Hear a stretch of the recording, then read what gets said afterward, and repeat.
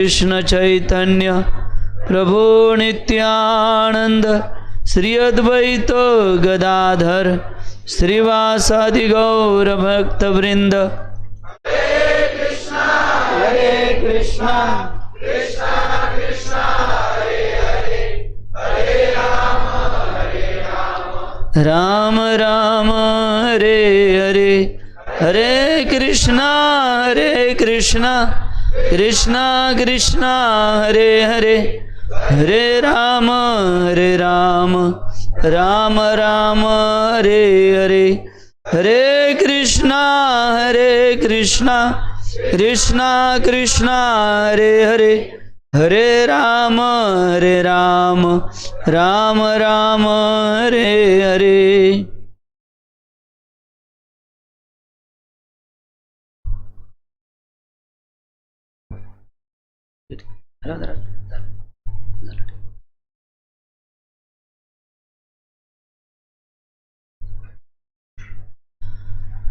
मूकं करोति वाचालं पंगुं लंघयिते गिरिं, यत्कृपातमहं वन्दे श्रीगुरुदीनतारिणं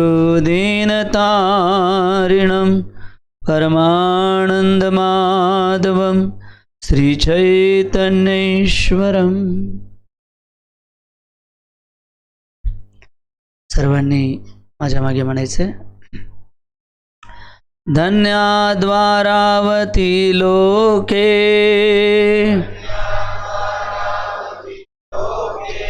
वहते यत्र गोमती, स्वयं तु तिष्ठितेक्ता नित्यरुक्मिणी वल्लभा। धन्यद्वारावती लोके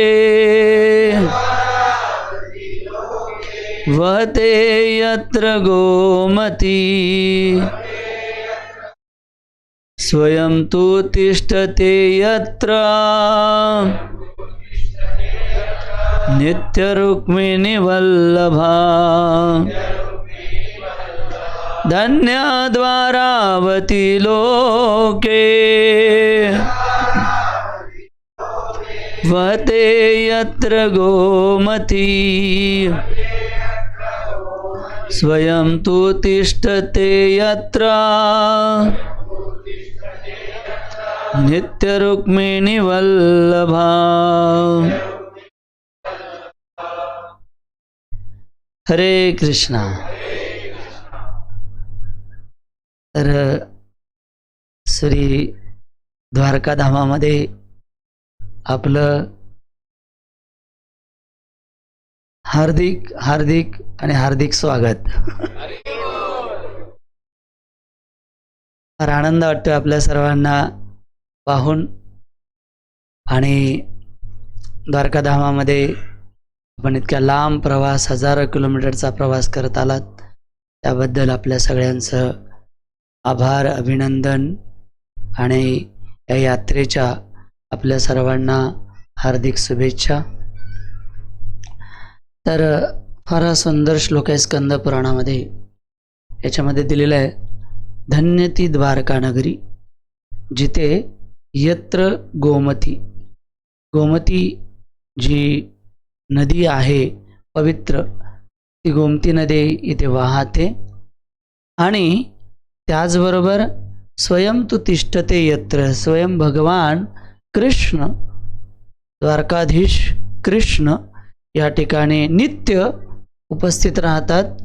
रुक्मिणी वल्लभा, आपली जी नित्य संगिनी आहे माता रुक्मिणी, हिच्याबरोबर अशा या द्वारकाधामामध्ये आपल्या सर्वांचं हार्दिक स्वागत आहे। वैदिक संस्कृतीमध्ये, आपल्या वैदिक सनातन धर्मामध्ये 4 धाम अत्यंत महत्त्वपूर्ण मानले गेलेले आहेत। ज्या धामामध्ये सर्वप्रथम जे उत्तर धाम आहे, उत्तर दिशेला, ते आहे बद्रीनाथ धाम, जिथे नरनारायण ऋषी नारायण रूपामध्ये भगवंत आणि नर रूपामध्ये अर्जुन तपस्या करतात. तर ते धाम आहे बद्रीनाथ. तिथेही 4 धाम आहेत. बद्रीनाथ, त्यानंतर केदारनाथ, गोमूत्र आणि यमुनेत्री आणि गंगोत्री, अशा प्रकारे 4 धाम आहेत. त्याचबरोबर जर आपण पूर्वेला आलो, अरे बोल बेरेफळ दंड तोडा, जर आपण पूर्वेला आलो तर जगन्नाथपुरी हे स्थान आहे. ज्या जगन्नाथपुरीमध्ये स्वयं भगवान जगतेरनाथ भगवंत तिथे वास करतात. आणि तिथे भगवंत काय करतात? भोजन. त्यांचा हात तिथे सुका राहत नाही. आणि त्याचबरोबर दक्षिण दिशेला भगवंत रंगनाथ आणि रामेश्वर रूपामध्ये भगवंत तिथे वास करतात. आणि भगवंत त्या धामामध्ये काय करतात? शयन करतात.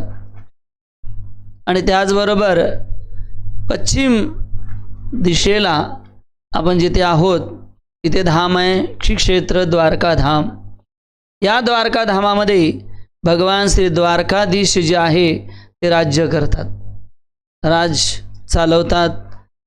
अशा प्रकारे हे 4 धाम आपल्या वैदिक संस्कृतीमध्ये महत्त्वाचे सांगितलेले आहेत. आणि या 4 धामामध्ये आपण सर्वजण आमंत्रित आहात. या 4 धामामध्ये आपण आपल्या इच्छेने प्रवेश करू शकत नाही. या धामामध्ये अरे बोल श्रीवल्लभ प्रभू दंडवत प्रणाम. मी ते शोधत होतो, प्रभूजी कुठं बसलेत. थँक्यू प्रभूजी. हरे कृष्ण.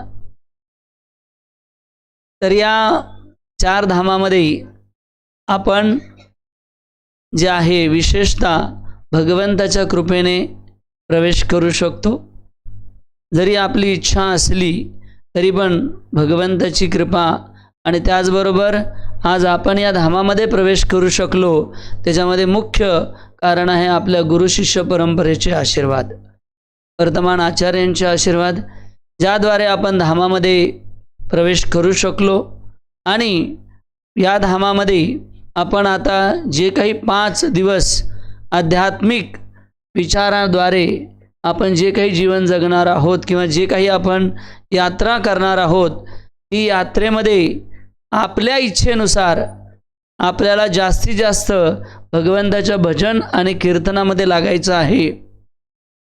कारण जे काही इथून पुढे 5 दिवसामध्ये होईल ते भगवंत ही ठरवतील की आपल्याला कशा प्रकारे या यात्रेमध्ये सगळीकडे फिरवता येईल किंवा यात्रेमध्ये आपल्या प्रकारे कशा प्रकारे आपला सहभाग राहील हे भगवंतही काही अंशी ठरवतील. त्यामुळे जास्तीत जास्त आपण या यात्रेमध्ये सतत भगवंताचं नामसंकीर्तन करत वर्तमान आचार्य आणि गुरु परंपरेचं धन्यवाद देत, भगवंताचं धन्यवाद देत या यात्रेमध्ये आपण जे आहे ती सुरुवात करायची आहे. सगळ्यात महत्त्वाचं म्हणजे आज आपण 2-3 विषयावर चर्चा करणार आहोत. सगळ्यात पहिलं, हा द्वारका धाम जे आहे त्याचा भाव काय नक्की हे समजण्याचा प्रयत्न करणार आहोत. कारण वृंदावन धामामध्ये शास्त्रामध्ये दिलेल्या वृंदावनम पदम एकम न गच्छती, की भगवान श्रीकृष्ण जे आहे ते वृंदावनच्या बाहेर एक चरणही ठेवत नाहीत. मग तेच भगवंत ज्यावेळी मथुरेला जातात, तेच भगवंत ज्यावेळी द्वारकेला येतात, त्यावेळी भगवंताचा नक्की भाव काय असतो किंवा आपण भगवंतांशी कोणत्या भावनेत आदानप्रदान करू शकतो याविषयी हा पहिला विषय राहील.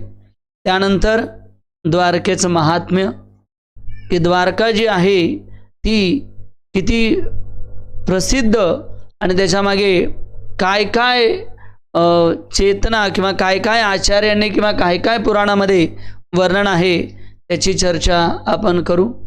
आणि मग द्वारका निर्मितीचाही विषय प्रयत्न करू. आणि मग शेवटी द्वारका धामामध्ये आपली चेतना काय हवी याविषयी प्रल्हाद महाराजांनी फार सुंदर उपदेश दिलेले आहेत. आणि त्यानंतर मग आपण पुढच्या प्रवासाला लागू. तर सर्वांनी आशीर्वाद द्यावेत, जेणेकरून, कारण भगवंतांच्या दिव्य लीला चर्चा करण्यासाठी आपल्या सर्वांचा आशीर्वाद, कारण भगवंतांच्या दिव्य लीला अनंत शेष अनंत मुखाने भगवंताच्या लीलांचं गुणगान करतायत, तरी त्या पूर्ण होत नाहीत. तर आपल्यासारखा किंवा माझ्यासारखा मर्त्य मनुष्य भगवंतांच्या लीलांचं गुणगान ते काय करणार.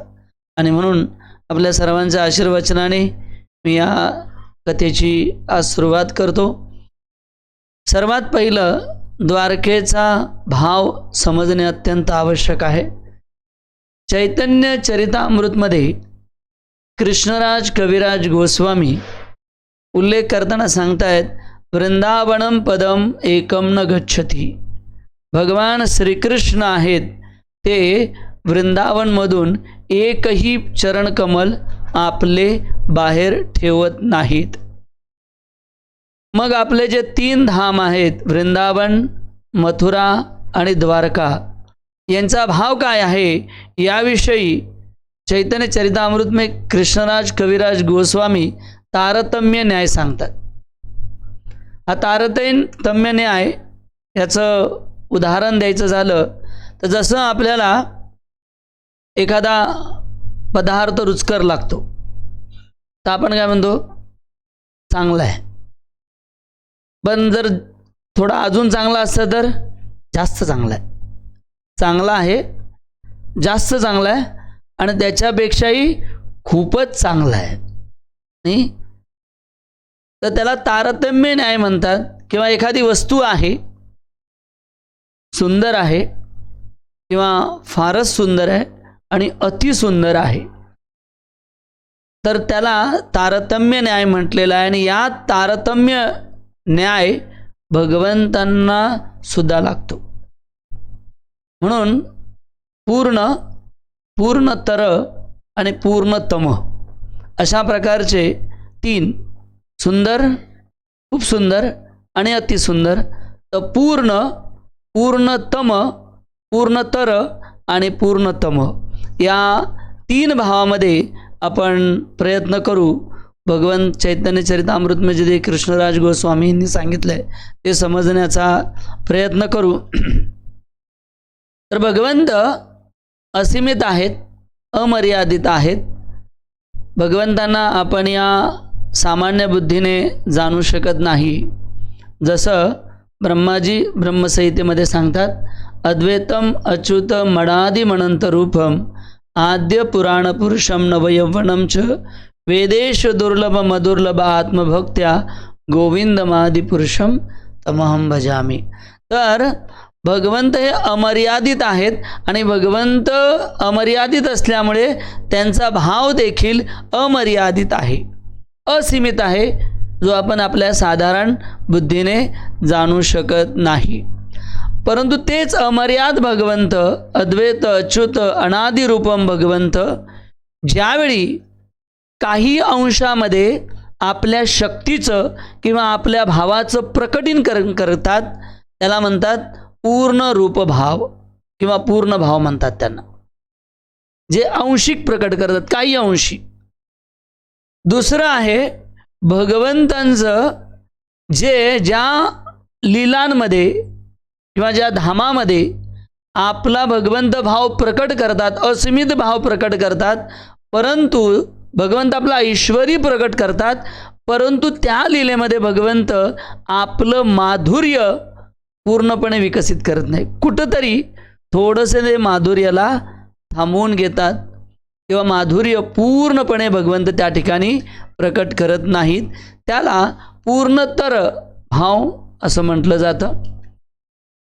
आणि म्हणजे पूर्ण मात्रेमध्ये भगवंत माधुर्य किंवा ऐश्वरी कधी कधी पूर्ण मात्रेमध्ये भगवंत दाखवत नाहीत, त्याला म्हणतात पूर्णतर भाव. आणि पूर्णतम भावामध्ये भगवंत म्हणजे भगवंतामध्ये जे समस्त गुण आहेत ते संपूर्ण मात्रेमध्ये, भगवंतामध्ये जे ऐश्वर्य आहेत, भगवंताच्या ज्या विविध शक्त्या आहेत, भगवंतामध्ये जे मधुरता आहे, ती पूर्ण मात्रेमध्ये भगवंत ज्या ठिकाणी दाखवतात त्याला म्हणतात पूर्णतम भाव. तर वैकुंठ जे आहे ते पूर्ण रूप भाव आहे तिथे. म्हणजे भगवंत काय करतात वैकुंठामध्ये अंशिक रूपाने भगवंत तिथं काय होतात भक्तांशी आदान प्रदान करतात, लीला करतात. तेच कृष्ण आहेत, परंतु वैकुंठामध्येही भगवंत नारायण रूपामध्ये भक्तांची सेवा स्वीकार करतात. त्यानंतर जो पूर्णतर भाव आहे, म्हणजे ज्याच्यामध्ये भगवंत संपूर्ण माधुर्य भावाचं प्रकटीकरण करत नाही, तो आहे द्वारका आणि मथुरेचा भाव, पूर्णतर भाव म्हटलेला आहे. आणि त्याचबरोबर जो वृंदावनचा धाम किंवा वृंदावनचा जो भाव आहे, भगवंताचं जे वृंदावन धाम आहे, ज्या वृंदावन धामाच्या बाहेर भगवंत एकही चरणकमल आपले बाहेर ठेवत नाही आहेत, ते जे भाव आहे तो पूर्ण तम भाव आहे, जिथे भगवंत आपल्या ऐश्वर्याचं, आपल्या संपूर्ण माधुर्य लील्याचं काय करतात प्रकटीकरण भगवंत करत असतात. त्याला अजून चैतन्य चरितामृतमध्ये सखोल नेताना कृष्णराज कविराज गोस्वामी सांगतायत, ब्रह्मसंहितेमधला एक श्लोक सांगतात. ते म्हणतायत, गोलोकनाम्नि निजधाम्नि तले च तस्य देवी महेश हरिधामसु तेषु तेषु ते ते प्रभाव निचया पीतच्च येन गोविंदमादिपुरुषं तमहं भजामि.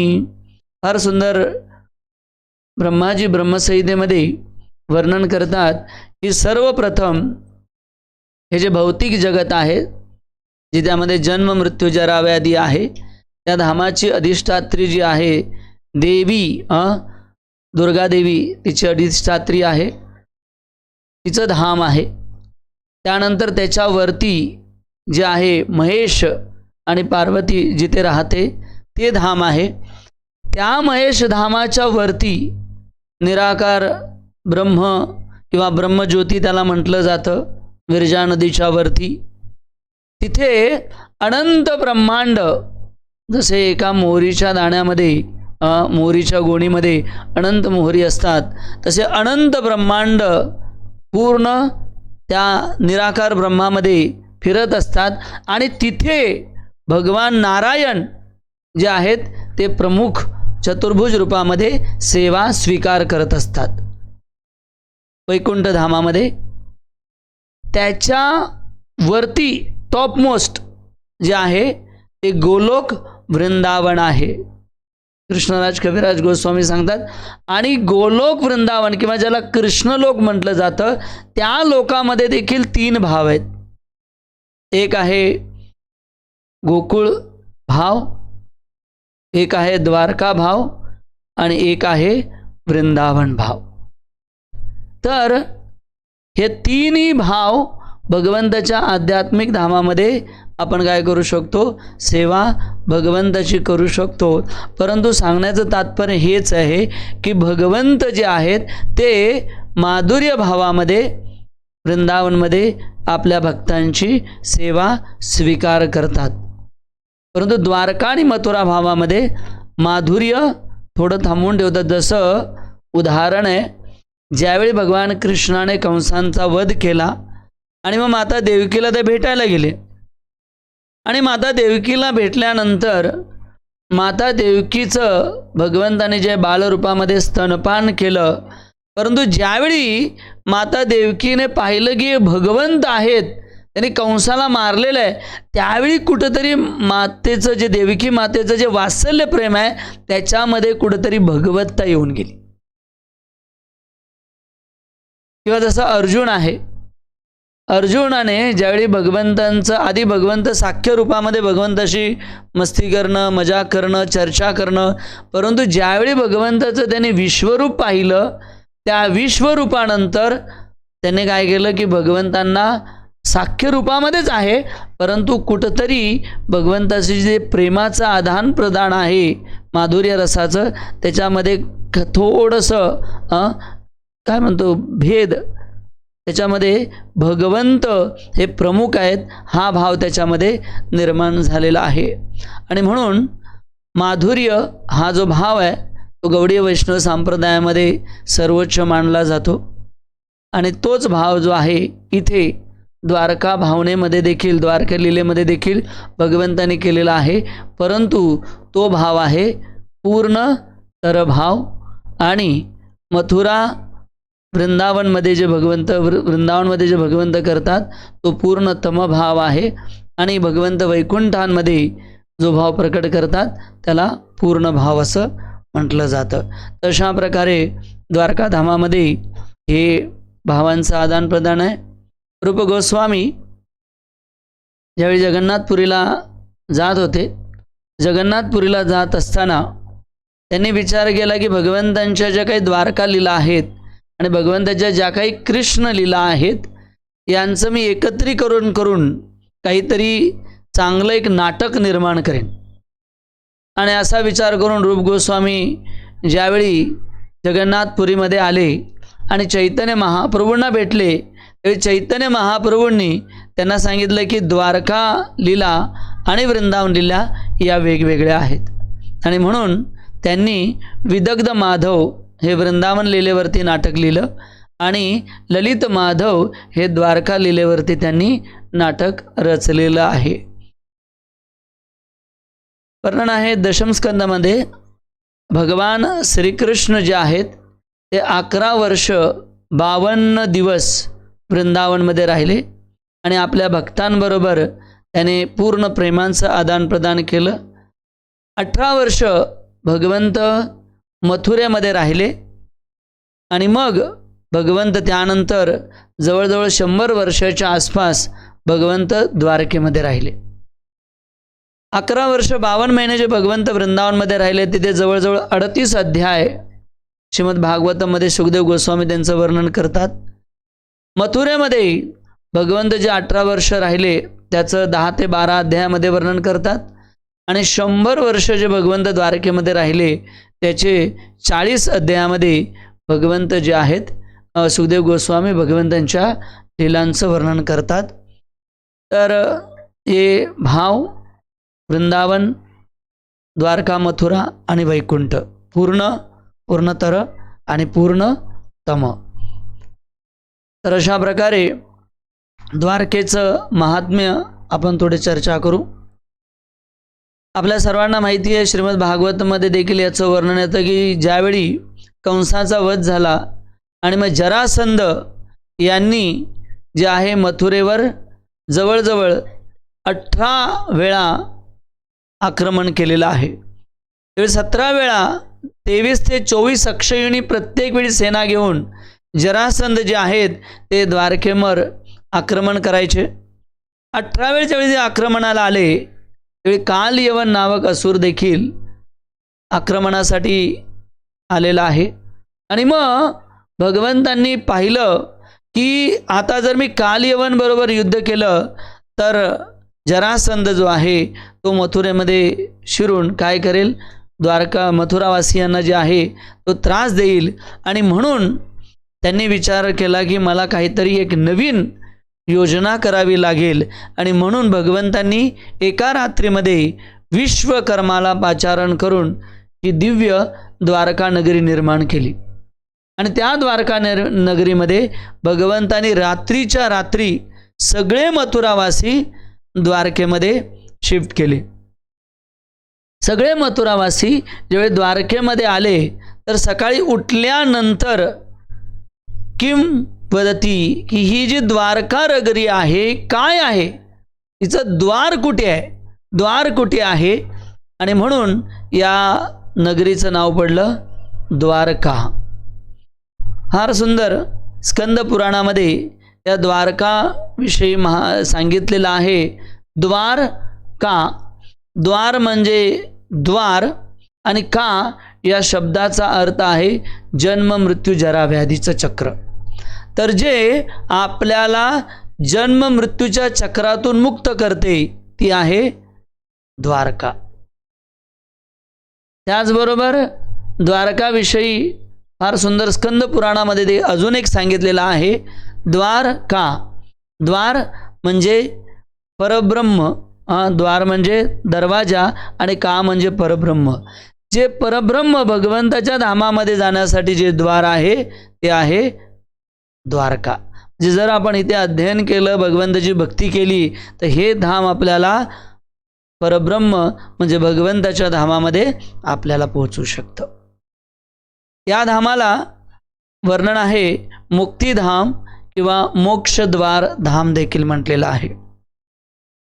वैदिक संस्कृतीमध्ये 7 मोक्षदायिका धाम म्हटलेलं आहे, ज्याच्यामध्ये आपल्याला मोक्ष प्राप्त होतो. याच्यामध्ये अयोध्या, मथुरा, काशी, कांची, हरिद्वार, उज्जैन आणि द्वारका हे 7 धाम आहेत. या धामामध्ये आपण जे आहे मोक्ष प्राप्त करू शकतो. त्यांना सप्तपुरी देखील म्हटलं जातं. याच्यामध्ये हे द्वारका धाम आहे. तर या द्वारका धामाचा इतिहासमध्ये यांना एक नाव आहे अजून. त्यांना म्हटलेलं अनर्थ देश. अनर्थ देश देखील या द्वारकेचं नाव आहे. कारण वर्णन आहे की अनर्थ नावाचे राजा होऊन गेले, ज्याची कथा आपण उद्या चर्चा करू. त्यांनी घोर तपस्या केली आणि घोर तपस्या केल्यानंतर भगवंतांना प्रसन्न करून त्याने सांगितलं की ज्या प्रकारे ध्रुव महाराजांना एक विशेष स्थान तुम्ही दिलेलं आहे, त्याच प्रकारे मला देखील एक विशेष स्थान समुद्राच्या मध्ये हवं आहे. आणि मग भगवंतांनी त्यांना ते धाम जे आहे ते प्रदान केलेलं आहे. जय आजचं द्वारका धाम जे आहे, आणि म्हणून त्या धामाला अनर्थ देश किंवा या द्वारका धामाला अनर्थ धाम देखील म्हटलं जातं. त्याचबरोबर या धामाला कुशस्थली धाम देखील म्हटलं जातं. कारण ज्यावेळी जसं शास्त्रामध्ये वर्णन आहे, ज्यावेळी विष्णूंच्या नाभी कमलामधून बाहेर येतात आणि आल्यानंतर ते पाहतात की चोहीकडे अंधार आहे, परंतु त्यांना ज्यावेळी तप हे शब्द त्यांना श्रवण करतात, त्यावेळी ब्रह्माजी तपस्या करतात आणि मग भगवंत त्यांना पूर्ण रूपाने प्रकट करतात की सृष्टी कशी निर्माण करावी. आणि मग भगवंताच्या आज्ञेनुसार ज्यावेळी ब्रह्माजी, कारण ब्रह्माजींना सर्व सृष्टी निर्माण करायची, सर्वात बुद्धिमान जे आहे ते ब्रह्माजी आहेत. ब्रह्माजी विचार करतात की किती योनी बनवायच्या, त्या योनीमध्ये रूपं कशी, किंवा वेगवेगळ्या नद्या, वेगवेगळे ग्रहलोक, वेगवेगळे जे काही अनंत ब्रह्मांड कशा प्रकारे बनवायचं याचा विचार करतात, याचा पूर्ण नक्षा बनवतात. आणि नक्षा बनवण्यासाठी जे एक कुश, एक गवताची काडी ते वापरतात की कसं बनवायचं. आणि ते कुश नंतर ज्यावेळी त्यांनी ब्रह्मांड बनवलं किंवा सगळं प्लॅन झाल्यानंतर ते कुश ज्या ठिकाणी ठेवलं त्याला कुशस्थली म्हणतात. आणि हेच ठेवण्याचं स्थान म्हणजे आजची द्वारका आहे. त्यामुळे याला कुशस्थली देखील म्हटलेलं आहे. त्याचबरोबर रेवत नावाचे एक राजा होते. हे रेवत नावाचे जे राजा आहेत त्यांची मुलगी, तिचं नाव आहे रेवती, जिचा बलरामजींशी विवाह झालेला आहे. या रेवत राजांनी भरपूर असे यज्ञ, वेगवेगळ्या हजारो यज्ञ त्यांनी या द्वारकाधामामध्ये केलेले आहेत. आणि ते या यज्ञ करत असताना अनेक कुशस्थली म्हणजे जे कुशाग्रासने बनलेलं आहे ते त्यांनी वापरलेलं आहे. आणि अनंत यज्ञ केले, म्हणून या स्थानाला कुशस्थली स्थान देखील नावाने उच्चारण केलं जातं. या धामाला त्रिविक्रम क्षेत्र देखील म्हटलं जातं. जसं एक राक्षस पूर्ण ब्रह्मांडाला त्रास देत असताना सर्व देवी देवता ब्रह्माजीकडे गेले. ब्रह्माजीने सांगितलं की जर आपल्याला या राक्षसांपासून तुम्हाला जर वाचायचं असेल तर आपल्याला जे सुतल लोकामध्ये भगवान बली महाराजांच्या संरक्षणासाठी भगवान वामन तिथे त्रिविक्रम रूपाने अजूनही सेवा देत आहेत. तर कृपा करून जर आपण त्यांना बोलवलं तर ते या राक्षसाचा वध करू शकतात. आणि मग तो जे राक्षस आहे त्यांचं वर्णन ज्यावेळी भगवंतांना केलं त्यावेळी भगवंतांनी महादेवजींना सांगितलं की कृपा करून तुम्ही जे आहे ते माझ्याबरोबर युद्धाला चला. आणि मग ज्यावेळी त्रिविक्रमजींनी भगवंतांनी या राक्षसाचा वध केला आणि वध केल्यानंतर त्या ठिकाणी तिथे शिवजींचं स्थापना केलेली आहे. आणि म्हणून या धामाला कुशेश्वर महादेव देखील स्थान म्हणून घोषित केलेलं आहे. त्रिविक्रम क्षेत्र देखील म्हणून घोषित केलेलं आहे. त्यावेळी आपण मंदिरामध्ये जाऊ आणि मंदिरामध्ये गेल्यानंतर उजव्या हातालाच हे धाम आहे कुशेश्वर महादेव म्हणून वर्णन आहे की जर कुशेश्वर महादेवचं आपण दर्शन केलं नाही आणि पूर्ण धामयात्रा केली तर त्याचं अर्धच फळ आपल्याला मिळतं. आणि म्हणून कुशेश्वर धामाचं पण आपण दर्शन करायचं आहे. या धामाला ओखामंडल धाम देखील म्हटलं जातं.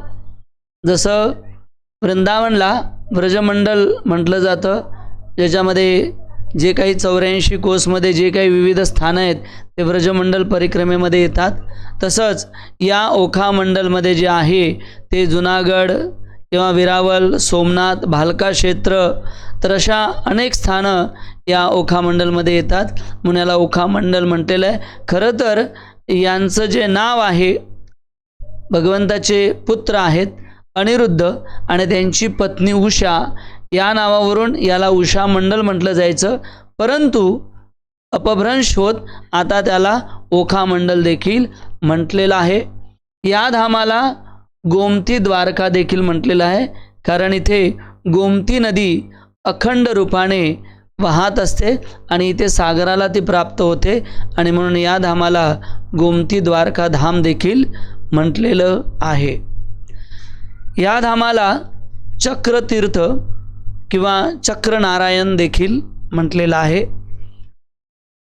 कारण फार सुंदर इथे वर्णन आलेलं आहे पद्मपुराणामध्ये की ज्यावेळी ब्रह्माजींच्या नाभीमधून भगवंताच्या नाभीमधून ब्रह्माजी निघाले आणि ब्रह्माजींच्या तपस्येने वर्णन आहे की सर्व सृष्टी निर्माण करायचे त्यांनी ठरवलं. पण सृष्टी निर्माण करण्यासाठी त्यांनी सर्वप्रथम चतुष्कुमारांना जन्म दिलेला आहे. मनातून त्यांचे मानसपुत्र आहेत सनक, सनंदन, सनातन आणि सनतकुमार. या मानसपुत्रांना त्यांनी निर्माण केलं की जेणेकरून तुम्ही या सृष्टीमध्ये जीवसृष्टी निर्माण करावी.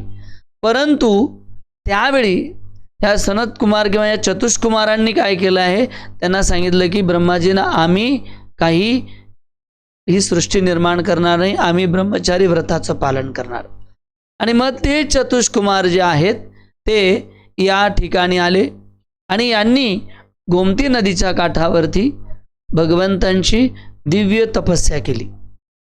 आणि मग दिव्य तपस्या केल्यानंतर भगवंत सर्वप्रथम लाखो सूर्याला लाजवतील अशा तेजोमय रूपामध्ये, चक्र रूपामध्ये भगवंतांनी त्यांना काय दिलेलं आहे, दर्शन दिलेलं आहे.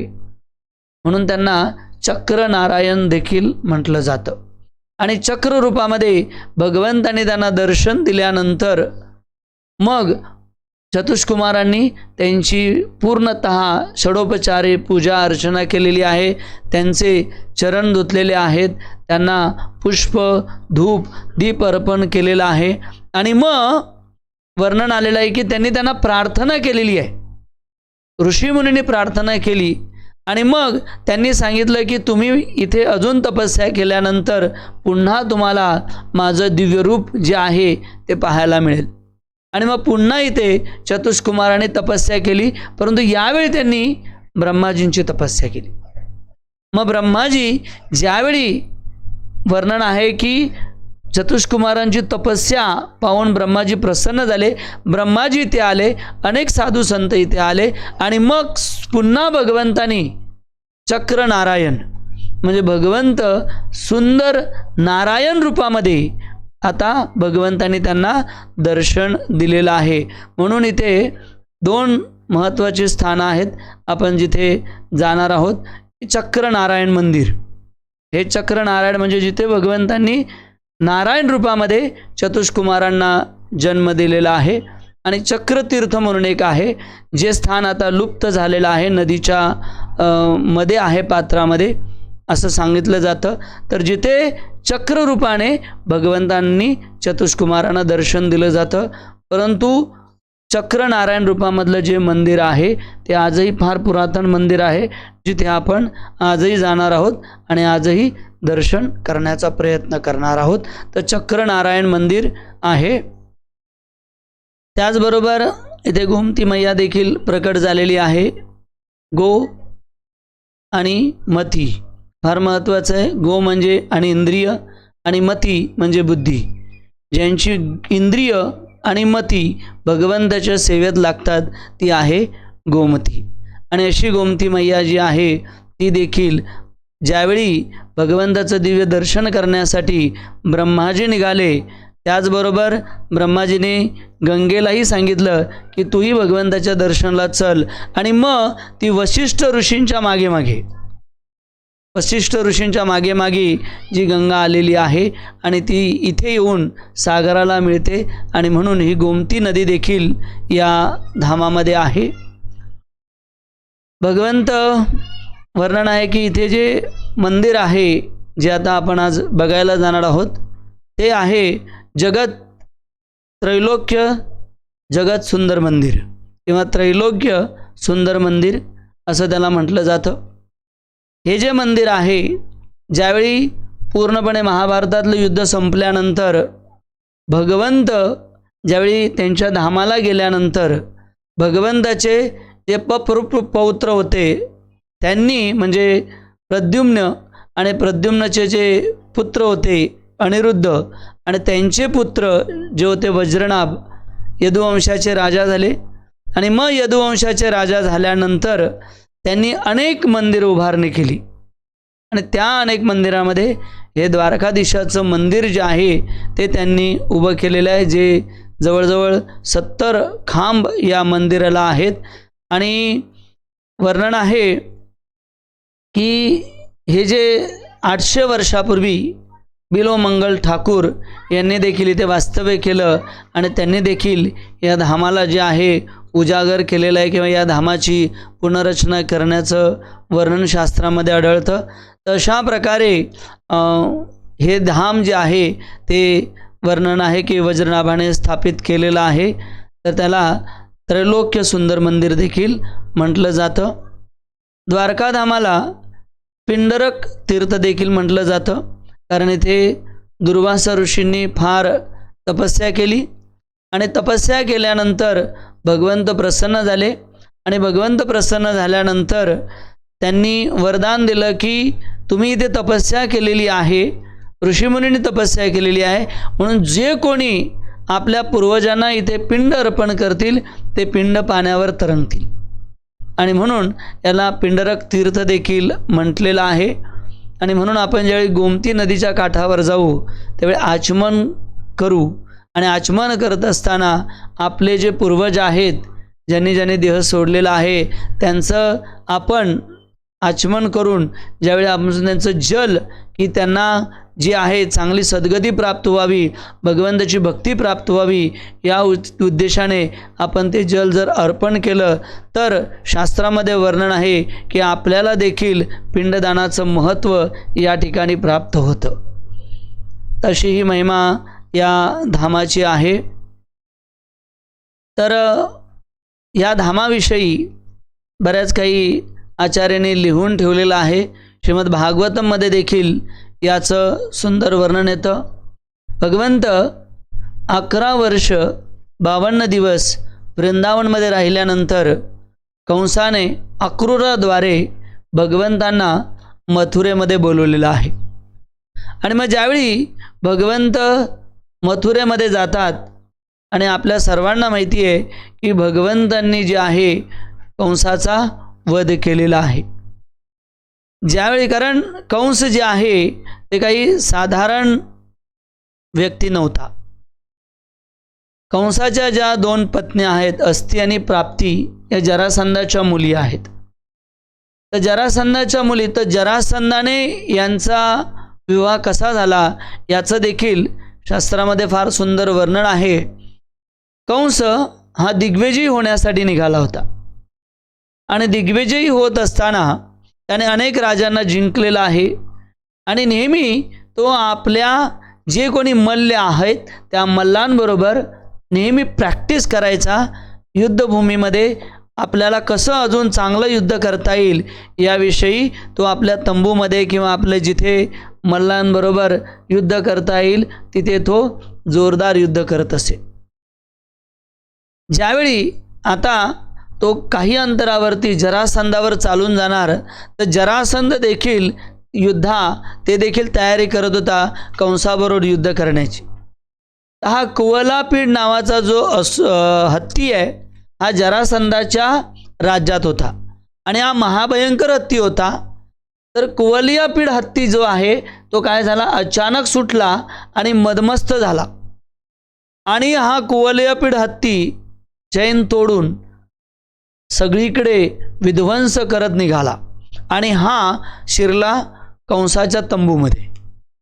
त्यावेळी कंसाच्या तंबूमध्ये किंवा कंसाच्या सेनेमध्ये शिरला त्यावेळी सगळे चाणूर मुष्टी किंवा जे बलवान होते ते कुवलियापीडला बघून घाबरून पळून जाऊ लागले. त्यावेळी कंसाने त्या कुवलियापीडला हत्तीला उचललं आणि गोल फिरवलं आणि पुन्हा फेकलं आणि तो पुन्हा जरासंधाच्या तंबूमध्ये परत पडला. हे पाहिल्यानंतर जरासंधाच्या लक्षात आलं की कंस काही साधारण व्यक्ती नाही आहे, तर यापेक्षा कारण राजकारणी होता त्यामुळे त्याने ठरवलं की याच्याशी मी मित्रता केलेली उत्तम. आणि म्हणून त्याने आपल्या ज्या 2 पत्न्या आहेत अस्ती आणि प्राप्ती यांचा विवाह कंसाशी केला आणि आपला कंसाला जावई करून घेतलेला आहे. आणि अशा कंसाचा दिग्विजय कंसाचा ज्यावेळी भगवंतांनी वध केला, भगवंतांनी चाणूर मुष्टिक त्याचबरोबर कंसाचे जे वेगवेगळे 8 भाऊ होते यांना देखील भगवंत आणि बलरामजींनी ज्यावेळी मारलं त्यावेळी अस्ती आणि प्राप्ती आपलं दुःख घेऊन जरासंधाकडे गेल्या आणि जरासंधाला ज्यावेळी आपली करुण कहाणी सांगितली त्यावेळी जरासंधाचा क्रोध अनावर झाला आणि मग जरासंध कृष्ण आणि बलराम किंवा मथुरा नष्ट करण्यासाठी त्याने जवळजवळ 24 अक्षौहिणी सेनेची तयारी केली आणि मग मोठे योद्धा घेऊन त्यांनी मथुरेवरती हल्ला करण्याला सुरुवात केली. भगवान कृष्ण आणि बलरामजी या दोघांनीच फार सुंदर याचं शास्त्रामध्ये वर्णन आहे की कशा प्रकारे बलरामजी आणि भगवंतांनी या जे जरासंध आणि त्यांचे विविध योद्धे होते त्यांचा वध केला. आणि मग केवळ जरासंध उरल्यानंतर बलरामजींनी सांगितलं की आता या जरासंधाचाही वध करू, परंतु भगवंत म्हटले नाही, जरासंधाचा अपमान करून आपण त्याला सोडून देऊ, कारण इतके योद्धे मारण्यासाठी मला वेगवेगळ्या ठिकाणी फिरावं लागेल, त्यापेक्षा या जरासंधाला जर मोकळं सोडलं तर हा काय करेल, सगळ्यांना गोळा करून घेऊन येईल आणि मला मारणं सोपं जाईल. आणि म्हणून जरासंधाला सोडून दिलं. जरासंध त्याने विचार केला की क्षत्रियाला अपमान हा मृत्यूपेक्षा भयानक असतो, म्हणून मी आत्महत्या केलेली बरी. परंतु ज्यावेळी राज्यामध्ये गेला त्यावेळी त्याचे जे मंत्री होते असत संघ त्याग, चैतन्य महाप्रभू नेहमी सांगतात, तर असत संघामध्ये पुन्हा त्यांनी जो जरासंध आहे त्याला आपल्या मराठी भाषेमध्ये सांगतात हरभऱ्याच्या झाडावर चढवला आणि जरासंध पुन्हा उमेद घेऊन पृथ्वीवर सगळीकडे संचार करून अनेक असुरांना काय केलेलं आहे, त्यांनी पुन्हा एकत्र आणलेलं आहे. आणि मग या सर्वांना घेऊन त्यांनी जवळजवळ असे 17 वेळा आक्रमणं केलेली आहेत. 20 अक्षौहिणी, 23 अक्षौहिणी, 24 अक्षौहिणी अशा दरवेळी तो सेना घ्यायचा आणि मग भगवंतावरती आक्रमण करायचा. आणि भगवंत कृष्ण आणि बलराम हे जाऊन त्याला त्याची सेना पूर्णपणे विध्वंस करायचे आणि मग जरासंधला सोडून द्यायचे. जे 18वी वेळा जरासंध आता मथुरेवर हल्ला करण्यासाठी आला तेव्हा त्यांच्याकडे 24 अक्षौहिणी सेना होती.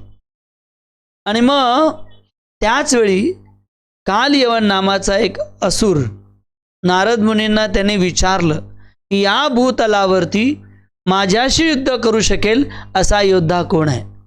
त्यावेळी नारद मुनीने सांगितलं की तुझ्याशी युद्ध करण्यासाठी मथुरामध्ये यदुवंशीय भगवान श्रीकृष्ण आहेत. आणि म्हणून मग कालयवन देखील मथुरेवरती त्याने आक्रमण केलेलं आहे. म्हणजे एकीकडून जरासन आणि एकीकडून कालयवन कैक अक्षोहिणी सेना घेऊन ज्यावेळी आक्रमण केलं त्यावेळी भगवंतांनी बलरामजीशी चर्चा केली आणि सांगितलं, त्या दोघांच्या चर्चेमध्ये असं निष्पन्न झालं की जर आपण कालयवनशी युद्ध केलं तर जरासन आपल्या राज्यामध्ये घुसून आपल्या प्रजेवासियांना त्रास देईल. मग आपल्याला काहीतरी त्याचं प्रयोजन करावं लागेल आणि दरवेळी आपण लाखो लोकांना मारतो, त्यामुळे काय होतं, प्रत्येक वेळी रक्ताची नदी बनते, मांस हड्डी त्याचा एक नदी बनून जाते आणि त्याचा दुर्गंध मथुरेमध्ये येत असतो. पुन्हा ते साफ करावं लागतं, तितक्या जरासन पुन्हा तयारीने येतो. त्यामुळे या आक्रमणपणापासून वाचण्यासाठी आपल्याला काहीतरी एक दिव्य नगरी बनवावी लागेल. आणि म्हणून भगवंताने जी आहे ती द्वारका नगरीचं, दिव्य द्वारका नगरीचं निर्माण केलेलं आहे. फार सुंदर वर्णन आहे की विश्वकर्माला भगवंताने पाचारण केलेलं आहे आणि वरुण देवाच्या साहाय्याने विश्वकर्माच्या बुद्धीने या द्वारका नगरीची निर्मिती झालेली आहे. भगवंतांचे 16,108 वेगवेगळे महल या ठिकाणी तर होतेच, परंतु जसं आपण नेहमी चर्चा करतो, भगवंतांचे जवळजवळ प्रत्येक राणीला 10 पुत्र आणि 1 मुलगी होती. आणि त्या 10 मुलांना, एका मुलीला 10 मुलं आणि 1 मुलगी, इतकं भगवंताचं परिवार होतं. तर तितके महल, त्यानंतर जवळजवळ 90 लाख महल अजून एक्स्ट्रा होते भगवंताचे, वेगवेगळ्या सेवकांसाठी, वेगवेगळ्या मंत्र्यांसाठी ना, वेगवेगळे जे कोणी सेनापती होते त्यांसाठी, असं 90 लाख महल देखील द्वारका नगरीमध्ये निर्माण केले भगवंतांनी. प्रथम ती उद्देश या द्वारका नगरीचा शत्रूपासून वाचणे हाच होता. आणि म्हणून या द्वारका नगरीला भगवंताने अभेद्य बनवलेलं आहे, जिला कोणी भेदन करू शकत नाही. या द्वारका नगरीचा जो आकार आहे तो त्यांनी बोटीप्रमाणे किंवा शंखाप्रमाणे बनवलेला आहे. कारण पूर्वीच्या वेळी ज्यावेळी नगराचे निर्माण व्हायचे त्यावेळी नगराचे निर्माण होत असताना वेगवेगळा, जसं कोणी कमलाकृती, कोणी शंखाकृती, तर अशा प्रकारे ही शंखाकृती द्वारका निर्माण केलेली आहे. त्याचबरोबर या द्वारका नगरीच्या आजूबाजूला तारेचं कुंपण होतं. त्याचबरोबर याच्यामध्ये भयानक दऱ्या होत्या. शत्रुपक्षाने जर हल्ला केला तर त्याला त्या दऱ्याचा ठाव ठिकाणा लागणार नाही. दरीत पडल्यानंतर हिंस्त्र पशूपासून तो वाचू शकणार नाही. त्याचबरोबर अनेक नद्या, अनेक पर्वत या द्वारकाधामामध्ये होत्या. त्याचबरोबर म्हणून द्वारकाधाम हे अभिद्य होतं, म्हणून जमिनीवरून कोणी द्वारकाधामामध्ये आक्रमण करू शकत नव्हता. म्हणून शाल्वने आकाशामधून द्वारकेवरती आक्रमण केल्याचं वर्णन शास्त्रामध्ये आहे. भगवान कृष्णाने ज्यावेळी द्वारकाचं निर्माण केलं त्यावेळी भगवान श्रीकृष्णांच्या सेनेचं वर्णन देखील आहे. भगवंताचं पायदळ, घोडदळ, त्याचबरोबर आरमार, समुद्र सेना ही देखील भगवंताची अभेद्य होती. त्याचबरोबर देवतांना लाजवेल अशी भगवंताची ही नारायणी सेना होती. त्याचबरोबर द्वारकेमध्ये 8 मोठे दिव्य द्वार होते आणि हे द्वार अत्यंत विशेष होते. या द्वाराला जरी ते द्वार तिथे आहेत असं दिसत नव्हतं, परंतु द्वारकावासियांना माहिती होतं की इथे दरवाजा आहे. जर बाहेरून कोणी आला तर त्याला फक्त तिथं भिंतीच दिसतील आणि त्या भिंती भेदण्यासाठी काही मंत्र उच्चारण होते, आपल्या भाषेमध्ये पासवर्ड. ते पासवर्ड होते, ज्या पासवर्डमुळे ते दरवाजे उघडले जात. द्वारकावासी किंवा जे कोणी तिथे द्वारकामधले जे काही राहणारे होते ते त्या द्वारातून बाहेर जात. तसे 8 मोठमोठे द्वारकाचे द्वार द्वारकेमध्ये होते. सांकेतिक तिथे मंत्र होते.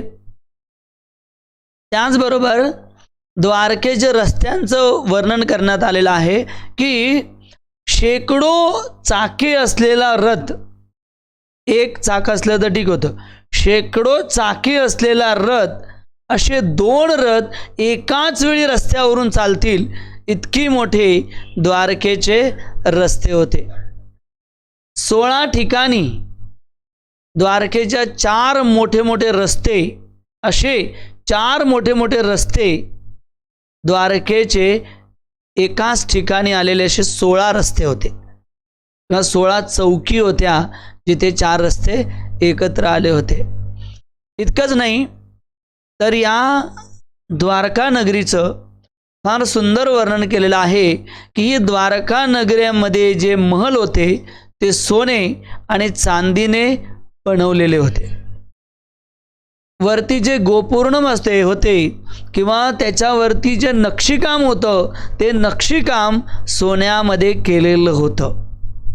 आणि त्याचबरोबर प्रत्येक महलामध्ये दिव्य प्रकाश पडेल असे विविध रत्न आणि पाचू लावले गेले जायचे, ज्याद्वारे महलामध्ये देखील काय होईल, सुंदर दिव्य प्रकाश पडेल.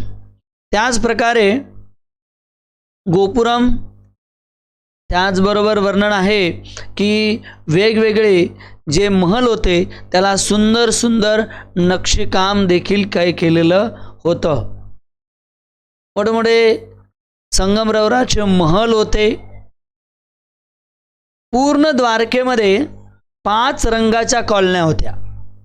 म्हणजे एक कॉलनी एका रंगाची, दुसरी कॉलनी दुसऱ्या रंगाची, अशी द्वारकेमध्ये पूर्ण विभागणी 5 कॉलन्यांमध्ये केली होती, 5 रंगांमध्ये केली होती.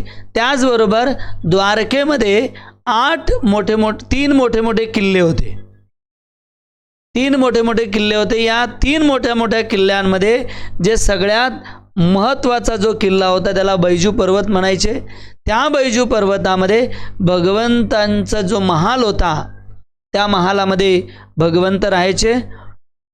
आणि मग जे दुसरा महाल होता किंवा दुसरा जो पर्वत होता त्याच्यामध्ये जे किल्ले होते त्याच्यामध्ये शस्त्रागार होतं. आणि तिसरं जे किल्ला होता त्याच्यामध्ये जर शत्रूने अचानक हल्ला केला तर वाचण्यासाठी त्या किल्ल्यामध्ये सर्वांची व्यवस्था होईल अशा प्रकारे राहण्याची व्यवस्था त्या किल्ल्यामध्ये होती. इतकंच नव्हे, वरुण देवाने या द्वारका नगरीमध्ये दिव्य घोडे प्रदान केले होते. ते सफेद रंगाचे होते, परंतु त्यांचे जे कान आहेत ते काळ्या रंगाचे होते. ते मनाच्या गतीने धावत असे. असे हे दिव्य घोडे वरुण देवाने दिले होते. त्याचबरोबर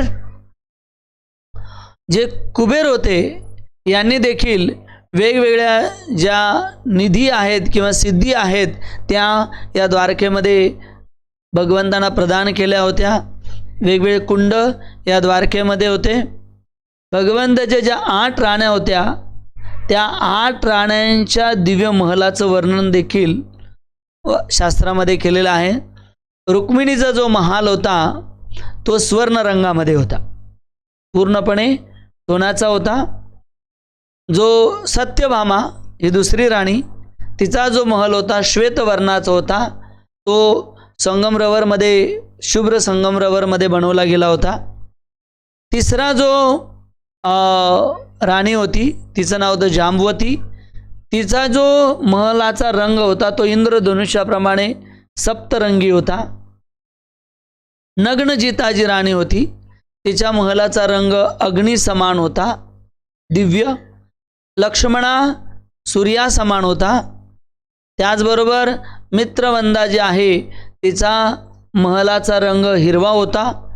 यमुना देवी तिचा रंग जो आहे तो प्राकृतिक, जे आपण प्राकृतिक फुलं पाहतो किंवा प्राकृतिक जे केळी ची पानं पाहतो त्या प्राकृतिक अशा प्रकारे तिचा महल होता, अशा प्रकारे तिच्या महलाचा रंग होता.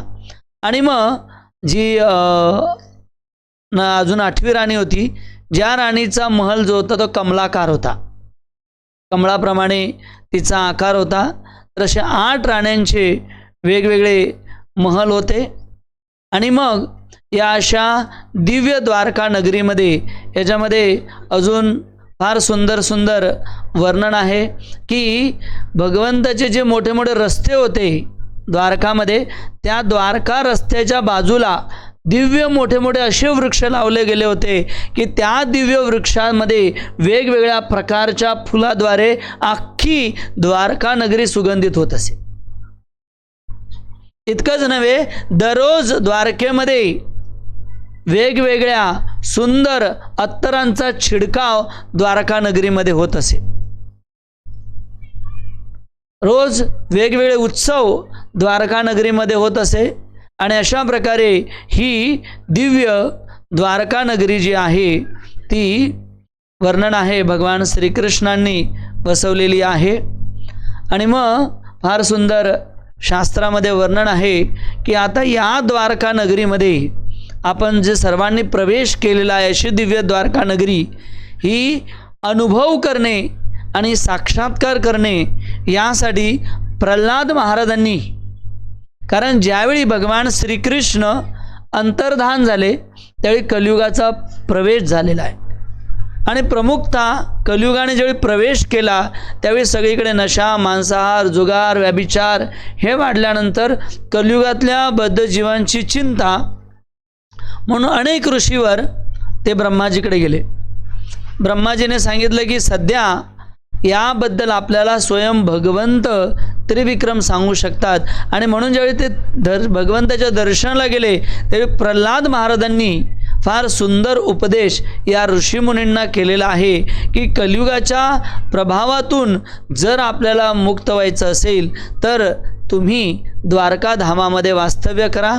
आणि मग तिथे प्रल्हाद महाराजांनी द्वारकाधामाचं महात्म्य वर्णन केलेलं आहे की द्वारकाधाम हे किती शक्तिशाली आहे. आपल्याला जाणायचं आहे द्वारकाधामाची शक्ती व महत्त्व. धन्यवाद. तर प्रल्हाद महाराजांनी सांगितलं की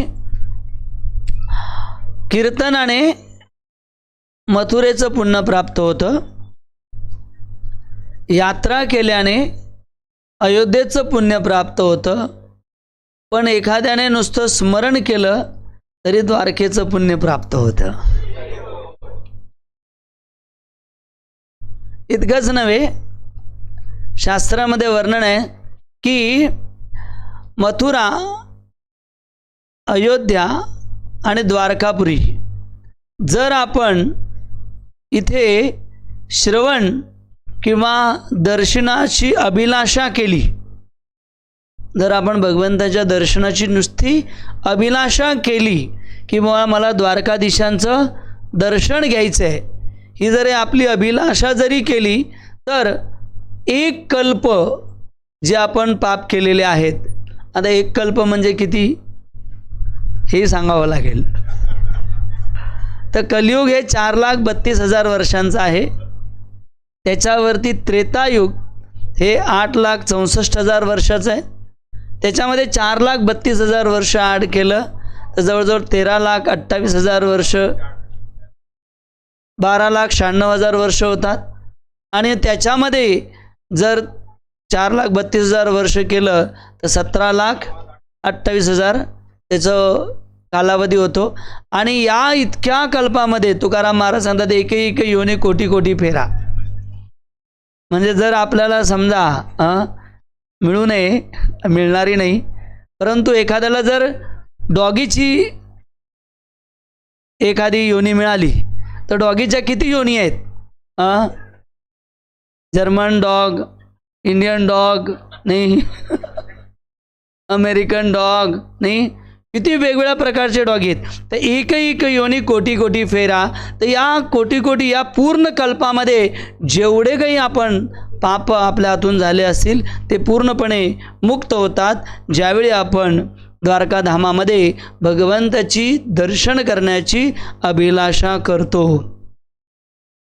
ज्यांनी भगवंतांच्या धामाची श्रवण करण्याची इच्छा केलेली आहे, वर्णन आहे शास्त्रामध्ये, त्याला जवळजवळ 10,000 अश्वमेध यज्ञ केल्याचं फळ त्याला प्राप्त होतं.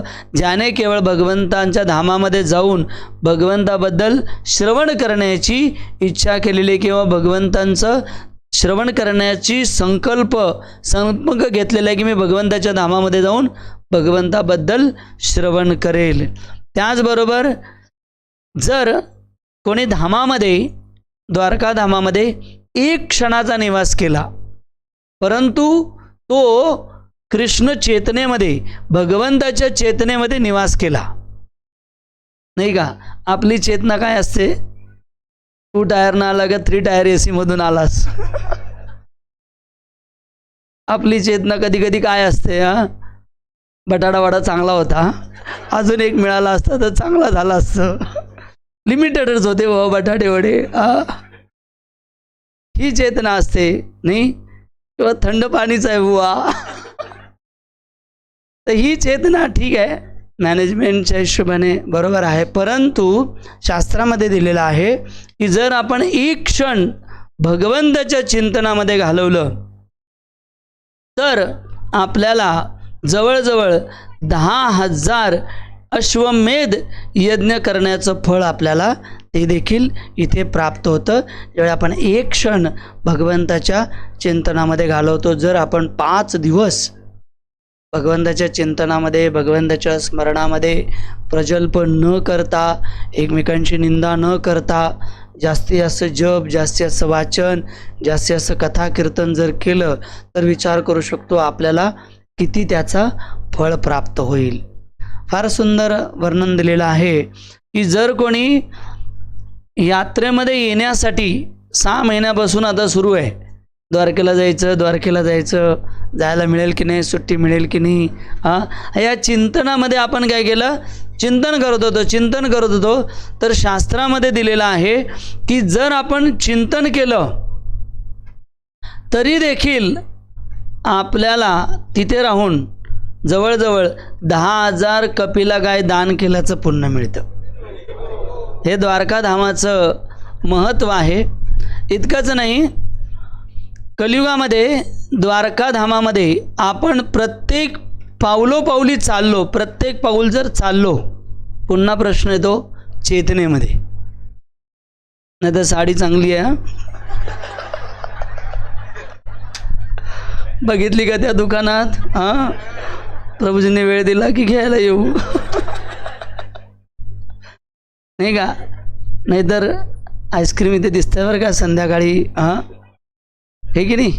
तर अशा प्रकारे जर ही चेतना असेल पावलं चालताना, तर त्याने फळ मिळेल की नाही भगवंतच ठरवतील.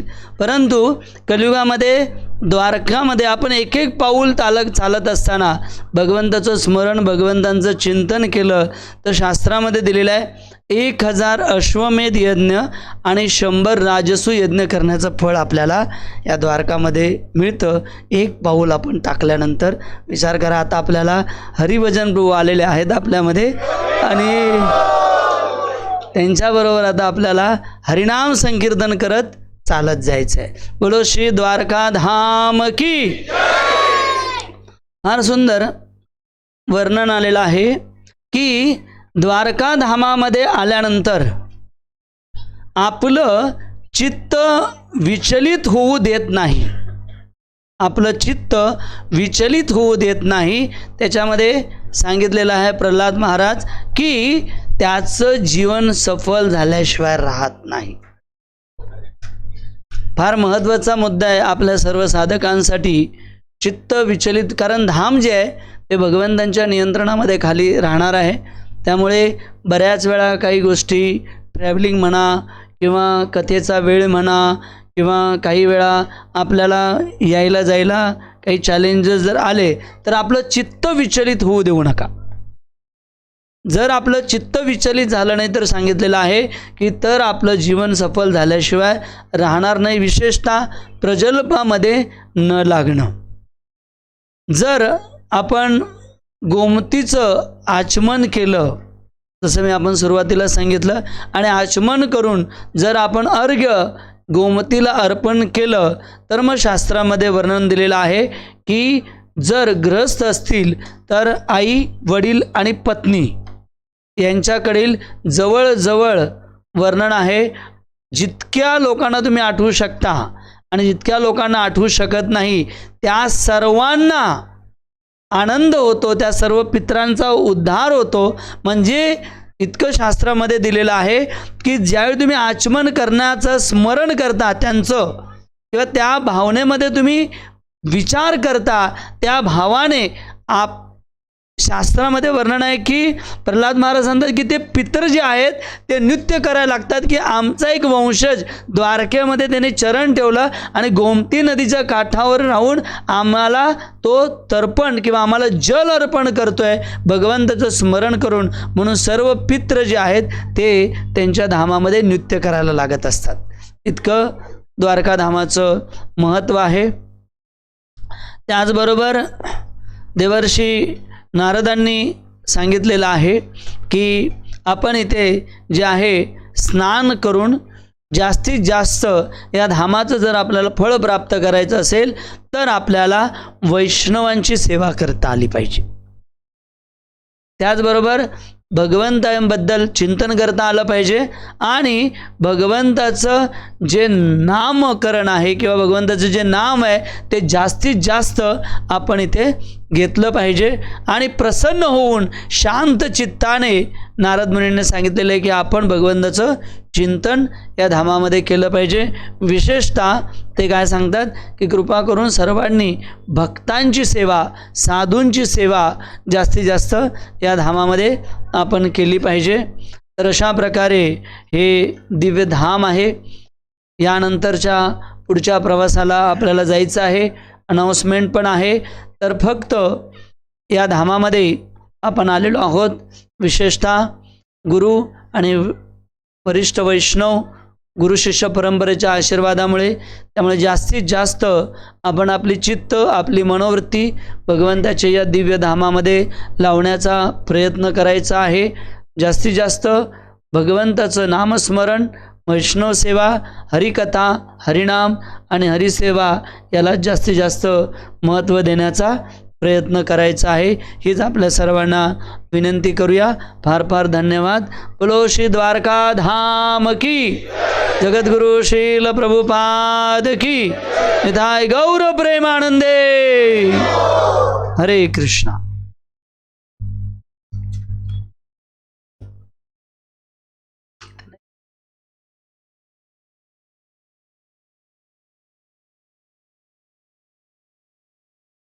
हरे कृष्णा.